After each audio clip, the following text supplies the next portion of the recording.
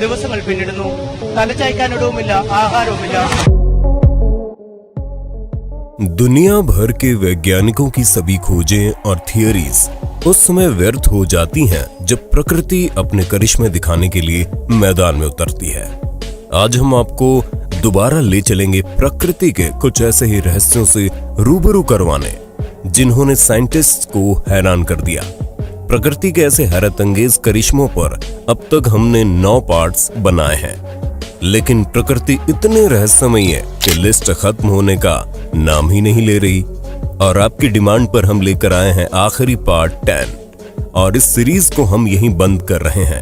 अगर आप चाहते हैं कि आगे भी ये सीरीज चलती रहे तो ज्यादा से ज्यादा कमेंट करके बताइएगा। Mysterious rotating island.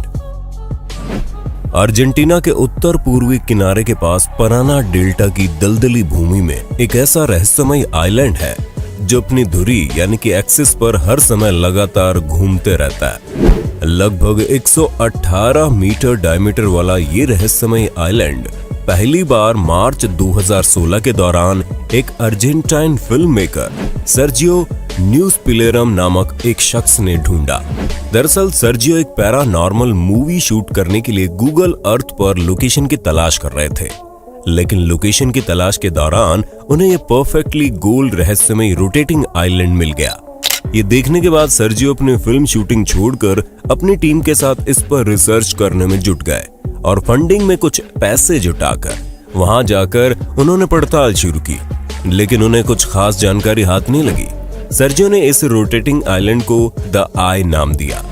द आई एक परफेक्ट गोल तैरती जमीन है जो 130 यार्ड की परफेक्ट गोलाई में फैले साफ पानी के एक पतले चैनल से घिरी हुई है।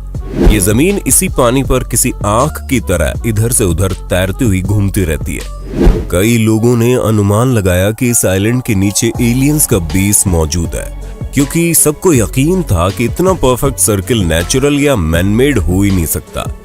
लेकिन डेनियल रॉय फिंकले नामक एक रिसर्चर ने उन्हें मेल किया और बताया कि ये एक नेचुरल फिनोमेना है। इस तरह के फ्लोटिंग आइलैंड दुनिया भर में कई जगह देखने को मिलते हैं। दरअसल समय के साथ जब किनारा कटने और टूटने से वहां मौजूद वेजिटेशन, मिट्टी और ऑर्गेनिक मैटर पानी में आकर जमा होती जाती है और पानी गहरा होने से उनकी जड़ें जमीन तक नहीं पहुंच पाती, तो जड़ों में मौजूद ऑक्सीजन को ये उत्प्लावक बल यानी बायोन्सी की तरह यूज करती है और सतह पर बनी रहती है। समय के साथ किनारे से टूट कर और वेजिटेशन पहले से पानी के बीच मौजूद वेजिटेशन से मिलकर सपोर्ट बनाती है और जमा होती जाती है, और बदलती हवा और लहर से ये किनारे से बार बार टकराते टकराते परफेक्ट सर्कुलर शेप हासिल कर लेती है। अर्जेंटीना में ही ऐसी कई और फॉर्मेशन मौजूद है, लेकिन आपको अगर इस दृश्य का नजारा लेना है तो अर्जेंटीना जाने की जरूरत नहीं है। आप अपने हिमाचल भी जा सकते हैं। मंडी के पास बसी पराशर झील में आपको टहला नाम का द्वीप दिख जाएगा जो द आई की तर्ज पर मूवमेंट करता है।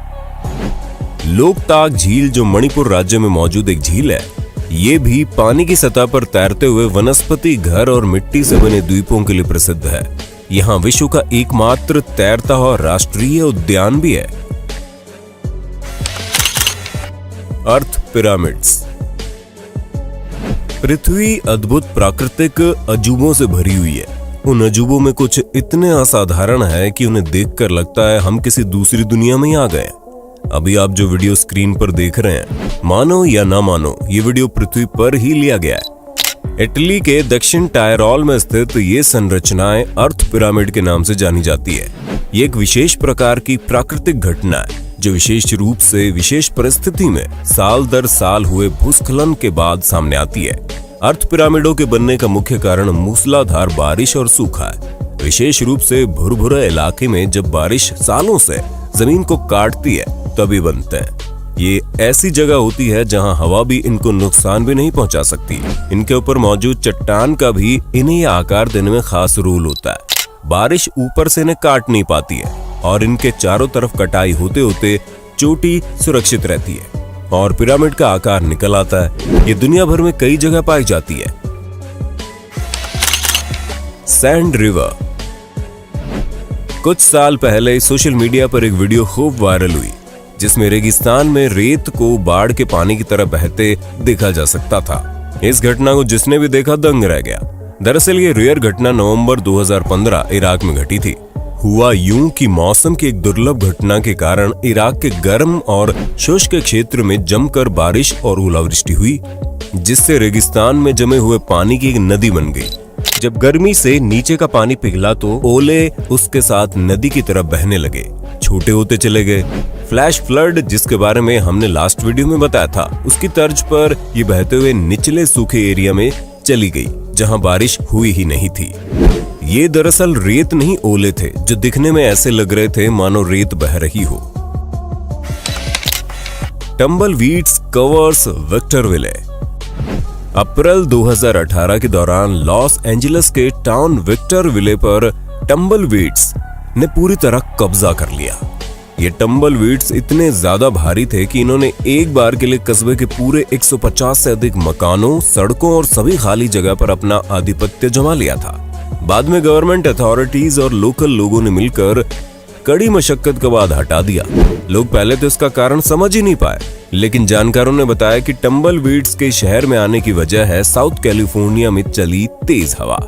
कैलिफोर्निया के रेगिस्तान में मौजूद इन झाड़ियों की अधिकता के चलते जब ये झाड़ियां अपनी लाइफ स्पैन के बाद हवा से कमजोर जड़ों से टूट जाती है और सर्कुलर शेप के चलते घूमते हुए हवा के साथ एक जगह से दूसरी जगह तक चली जाती है। डिपेंड करता है कि हवा किस ओर जा रही है। उसी के हिसाब से कई बार ये घास फूस जैसी झाड़ियां शहर तक पहुंच जाती है और पूरे शहर में अपना कब्जा कर लेती है। कई बार तेज हवा के चलते ये झाड़ियां इतनी भारी मात्रा में तेजी से भागती हुई चलती है कि एक बार के लिए झाड़ियों के तूफान जैसे हालात पैदा हो जाते हैं, जिसके अंदर कार ड्राइव करना तक संभव नहीं हो पाता। Reverse waterfall. Mumbai film city के नाम से पूरी दुनिया में मशहूर है, जबकि इसके आसपास भी कई ऐसी जगह हैं जो अपने रहस्यों के लिए पूरी दुनिया में प्रसिद्ध है। इसमें एक स्थान मुंबई से 120 किलोमीटर दूर स्थित नाने घाट है, जो रिवर्स वाटरफॉल के लिए जाना जाता है, क्योंकि यहाँ घाट की ऊंचाई से झरना नीचे गिरने की बजाय ऊपर आ जाता है। इस दृश्य को देख आप दंग रह जाएंगे कि ऐसा कैसे हो सकता है। इस बारे में विज्ञान का क्या कहना है कि नाना घाट में हवा बेहद तेज चलती है और इस वजह से जब वाटरफॉल नीचे गिरता है तो इस हवा के चलते वो उड़कर ऊपर आ जाता है। और सिर्फ यही नहीं, बल्कि दुनिया की कुछ और जगहों पर भी ऐसा दृश्य देखने को मिलता है। Sand splits sea in half. ये हैरतअंगेज फिनोमेना केरल के पोन्नानी तट पर सितंबर 2018 के दौरान देखने को मिला। दरअसल सितंबर 2018 में आई बाढ़ के चलते ऐसे विचित्र घटना को अंजाम मिला। यहाँ हुआ ये कि मल्लपुरम में बाढ़ ने खूब तबाही मचाई, जिसके बाद समुद्र में आधा किलोमीटर लंबा एक छोटा आइलैंड बन गया, जो कि समुद्र को दो हिस्सों में काट रहा था। अब ये आइलैंड बना कैसे, इस बात का सटीक अंदाजा लगाना मुश्किल है, लेकिन कई एक्सपर्ट्स ने बताया कि हो सकता है बाढ़ के दौरान भारत पूजा नदी से भारी मात्रा में मिट्टी बहकर समुद्र में मिक्स हो गई और उसी मिट्टी से इस विचित्र आइलैंड का निर्माण हुआ। यह आइलैंड बनने के बाद मल्लपुरम में काफी लोग इसे देखने के लिए भी आते हैं। हालांकि अथॉरिटीज यहाँ आने वाले सभी लोगों को इस पर चढ़ने से पहले वार्निंग देती है, क्योंकि यह आइलैंड मिट्टी से बना है। ऐसे में तेज लहरों के साथ कभी भी वापस ढह सकता है।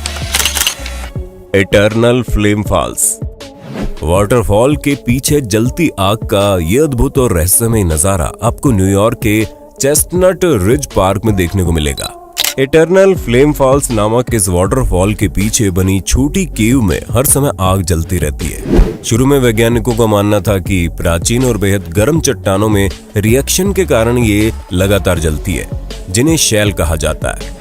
हालांकि हाल के शोध में पता चला कि इस तरह की रिएक्शन के लिए छोटे चैम्बर में मौजूद चट्टानें उतनी गर्म है ही नहीं, जिसके बाद पता चला कि इसके पीछे की असली वजह जमीन से लीक हो रही नेचुरल गैस है और ये केव एक तरह का लीकेज होल है। जब जमीन के अंदर हाई प्रेशर में ऑर्गेनिक मैटर डिकम्पोज होते हैं तो गैस रिलीज होती है, जो लीकेज से बाहर निकलने की कोशिश करती है। इसी लीकेज के चलते यहाँ पर हर समय आग जलती रहती है। ऐसी लीकेज में बस आग जलाने की देर है। भारत में भी हिमाचल के कांगड़ा में स्थित माता के एक प्रमुख शक्तिपीठ ज्वाला देवी के मंदिर में प्राकृतिक ज्वाला प्राचीन काल से लगातार जल रही है। लोग इसे देवीय चमत्कार मानते हैं, लेकिन वैज्ञानिकों की राय अलग है और वो इसके पीछे भी नेचुरल गैस को जिम्मेदार मानते हैं। आपको क्या लगता है, इसके पीछे प्राकृतिक घटना जिम्मेदार है या फिर चमत्कारी घटना? कमेंट करके जरूर बताना। कई बार नदियों, झीलों और समुद्र से भी ऐसी ज्वलनशील गैसें बाहर आने लगती है। आप सतह पर बनते बुलबुलों से इन्हें पहचान सकते हैं, और जैसे ही वहां आग लगाई जाए तो वो जलने लगती है, जो बुझाने पर भी नहीं बुझती, जो दिखने में कुदरत का करिश्मा लगता है। Blob jelly rain. 7 अगस्त 1994 के दौरान वॉशिंगटन के ऑकविले नामक शहर में सुबह 3 बजे अनोखी बारिश देखने को मिली। इस बारिश के दौरान जेली या जिलेटिन जैसा एक गाढ़ा, चिपचिपा, पारदर्शी पदार्थ आसमान से जमीन पर गिरा। इस बारिश को ब्लॉब रेन नाम दिया गया। ऑकविले के 20 स्क्वायर माइल्स एरिया में महज 3 हफ्तों के दौरान 7 बार ये ब्लॉब रेन देखने को मिली, जो फिर जमीन में डिसॉल्व हो गए। इस चिपचिपे पदार्थ को जिसने भी छुआ वो बुखार, वर्टिगो, सांस लेने में तकलीफ, सर्दी जुकाम जैसी बीमारियों से ग्रसित हो गया, जिससे ठीक होने में इन्हें कई महीने लगे। वहीं कई कुत्ते, बिल्ली जैसे जानवरों की इसकी चपेट में आकर जान भी चली गई। इन जेली ड्रॉपलेट्स पर Washington state department of ecology द्वारा किए गए शोध में पता चला कि इनमें इंसानों के शरीर में रहने वाली व्हाइट ब्लड सेल्स मौजूद थी, और 2 ऐसे बैक्टीरिया थे जो इंसान को बीमार करते हैं। कुछ समय बाद इसके सैंपल्स भी लॉकर रूम से गायब हो गए। शोधकर्ताओं के लिए हैरानी वाली बात ये थी कि ये ब्लॉब आसमान में कैसे पहुंचे। फेडरल एविएशन एडमिनिस्ट्रेशन ने किसी भी प्लेन से इसे गिराने की बात को भी नकार दिया। कुछ स्थानीय लोगों ने वहां बिना मार्किंग के पूरे ब्लैक पेंटेड कई जेट और प्लेन उड़ते हुए देखे थे। इसलिए लोगों का आज भी मानना है कि ये जरूर कोई मिलिट्री एक्सपेरिमेंट रहा होगा। आज तक ये बारिश एक रहस्य बनी हुई है। Blood falls Antarctica. अंटार्कटिका के टेलर ग्लेशियर पर जमी बर्फ में एक जगह ऐसी भी है जहां से लाल रंग का झरना बहता है। इसे देखकर ऐसा लगता है कि इस झरने से खून बह रहा हो। हालांकि वैज्ञानिकों ने इस पर कई शोध किए, लेकिन कोई निश्चित नतीजा नहीं निकाल पाए। ऑस्ट्रेलिया के जियोलॉजिस्ट ग्रिफिथ टेलर पहली बार साल 1911 में यहाँ आए थे और इसे देखकर दंग रह गए। उन्हें पहले लगा कि ये लाल रंग दरअसल माइक्रोस्कोपिक लाल शैवाल की वजह से है, लेकिन साल 2003 में वैज्ञानिकों द्वारा टेलर की शैवाल वाली थ्योरी को गलत साबित कर दिया गया। इसके बाद फिर एक रिसर्च हुई और नई रिसर्च में सामने आया कि इस पानी में आयरन ऑक्साइड की भरपूर मात्रा है। टेलर ग्लेशियर के नीचे हाई प्रेशर में मौजूद नमकीन झील का ऑक्सीडाइज्ड आयरन वाला सॉल्ट वाटर जब बाहर आकर ऑक्सीजन के संपर्क में आता है तो पानी का रंग लाल हो जाता है और लगता है मानो खून बह रहा हो। उम्मीद है सीरीज के सभी पार्ट्स की तरह ये आखिरी पार्ट भी आपको पसंद आया होगा। अपनी राय कमेंट बॉक्स में जरूर दीजिएगा।